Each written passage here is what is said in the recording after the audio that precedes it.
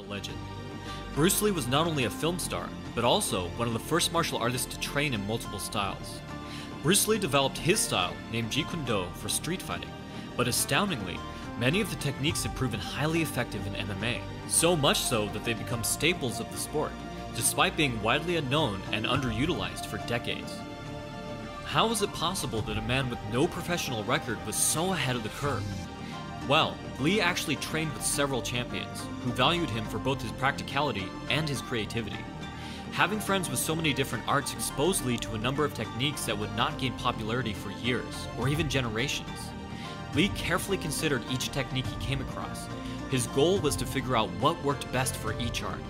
He absorbed what was useful, discarded what was useless, and added what was uniquely his own. The first technique we're going to take a look at took a long time to catch on, but once it did, it proved just how ahead of his time Lee really was.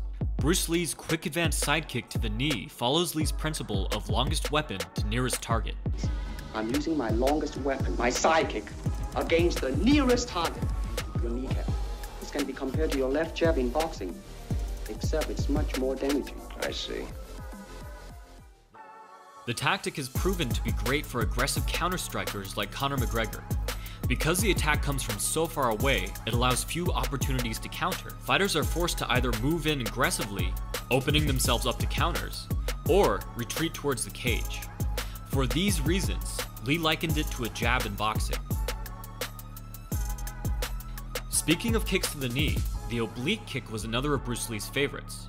Only becoming prominent within the last few years, the oblique kick is used primarily to keep distance, punishing fighters who like to come forward aggressively on a heavy lead foot.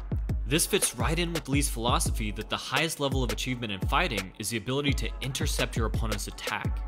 What is this thing you do? In Cantonese, Jeet Kune, the way of the intercepting fist. The oblique kick was a staple of savate, an old French kickboxing style that Lee found valuable.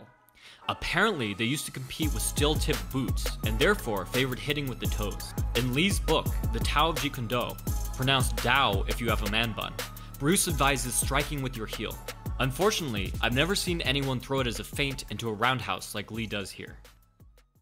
Next up is trapping. This is where you catch your opponent's punch with a parry, and then hold his hand down as you strike. This technique simultaneously takes away one of your opponent's weapons and creates an opening for yours. Recently, Tony Ferguson and Anderson Silva have been utilizing this aspect of Wing Chun. Wing Chun was Lee's original style, and while he discarded much of it, he found trapping to be highly useful when used to supplement more basic fundamentals. Boxing champion Vasily Lomachenko has also managed a less effective but still impressive version, even with the bigger gloves. In MMA, this technique is still in its infancy, but already fighters are formulating new tactics and counters around it.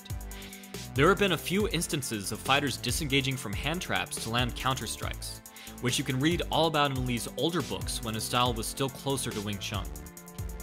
Longtime champion and upstanding citizen John Jones relies on every single one of Lee's techniques, so it's worth mentioning that Lee also advocated using an eye poke like a jab as your second line of defense.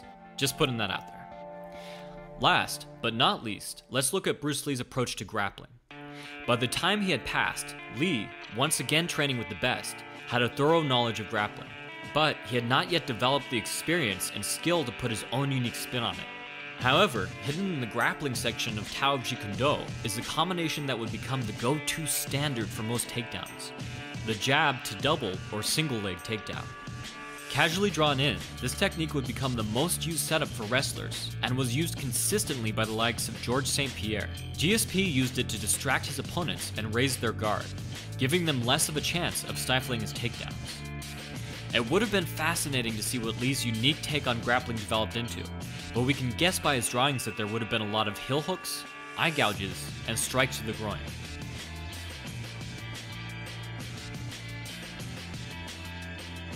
Lee knew that no one way or style could be right all the time, but as it turns out, his personal style and his philosophy are still relevant to this day.